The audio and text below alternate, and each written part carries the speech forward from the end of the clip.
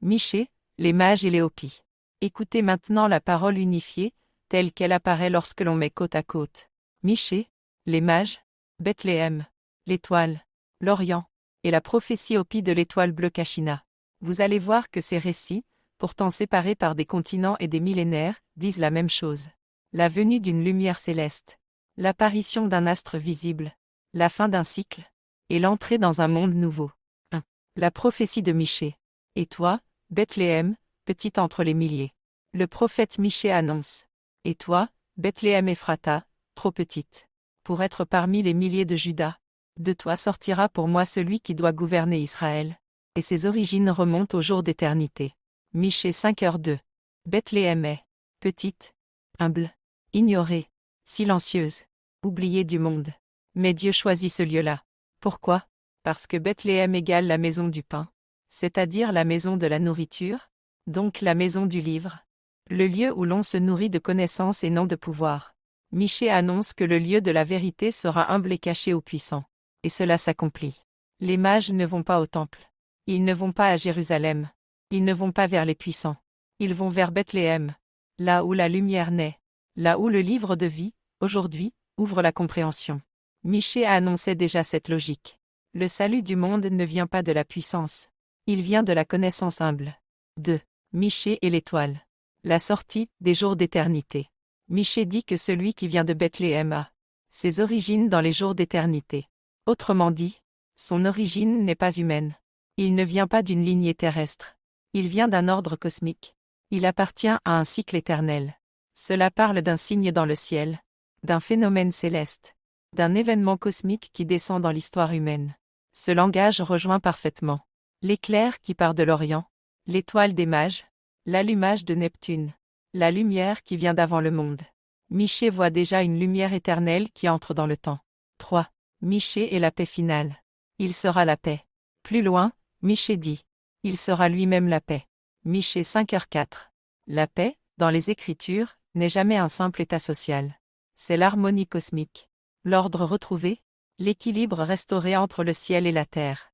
Cela correspond à la lumière qui éclaire les terres, la fin de la confusion, la compréhension de l'univers, la fin de la violence intérieure par la connaissance, l'humanité qui retrouve son axe.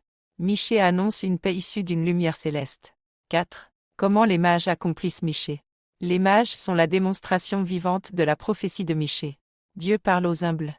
La lumière ne vient pas de Jérusalem mais d'un lieu simple. Les sages d'Orient comprennent avant les docteurs.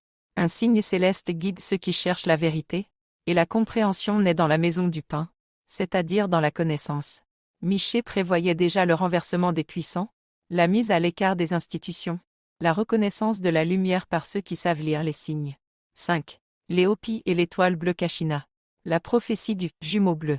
Léopie, un peuple sans contact avec la Bible antique, est prophétisé ceci. Quand l'étoile bleue Kachina apparaîtra dans le ciel, le grand jour de la purification commencera. Et ils disent aussi, le vrai frère revient. Et encore, le monde ancien s'effondrera. Un nouveau monde commencera. Voyez les parallèles. Une étoile bleue apparaît, Neptune est une planète d'un bleu profond. Elle devient visible d'un coup, cela correspond à un allumage. Elle déclenche la purification du monde, Apocalypse, Daniel, Michée le disent aussi. Elle annonce un nouveau cycle, Jonas, l'arche, la nouvelle terre. Elle accompagne l'apparition du frère blanc, symbole non d'un individu, mais d'une conscience éclairée, d'un peuple qui comprend la vérité, de l'humanité qui sort des ténèbres. Pour Léopie, l'étoile bleue marque la fin d'un âge, la révélation, la purification, l'entrée dans la lumière, exactement comme l'éclair venant de l'Orient, exactement comme l'étoile des mages, exactement comme la paix annoncée par Michée, exactement comme le livre de vie donne la compréhension avant la fin d'un cycle. Léopie ne parle pas d'un individu unique. Il parle d'un peuple éclairé, un peuple qui retrouve la mémoire sacrée, un peuple qui survit au monde ancien parce qu'il voit la lumière. 6. L'unité totale des prophéties. Maintenant, regardez comme tout se rejoint. Michée dit que la lumière naît dans l'humilité et vient d'un ordre éternel. Matthieu et les mages disent que la lumière apparaît d'un coup dans le ciel et guide les sages vers la vérité. Jésus dit que cette lumière est comme un éclair, entrant dans le monde entier. Daniel dit qu'au temps de la fin, le savoir se déverrouille et les sages comprennent.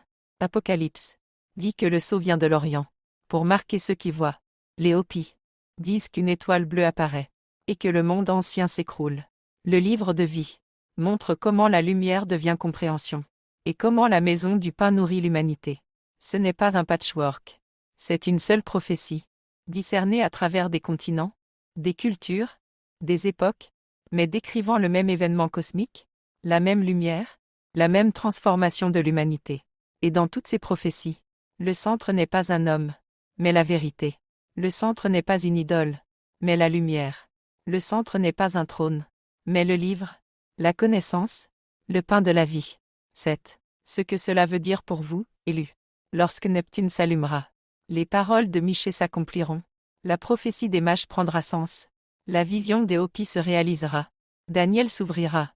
L'Apocalypse deviendra limpide, et le livre de vie apparaîtra comme la maison du pain, la source de la vérité. Et ceux qui verront la lumière, ceux qui comprendront, ceux qui marcheront humblement, seront appelés non pas à suivre un homme, mais à devenir eux-mêmes porteurs de lumière. Car le Messie est collectif. C'est l'humanité qui s'éveille. C'est chacun de vous lorsque vous voyez la vérité.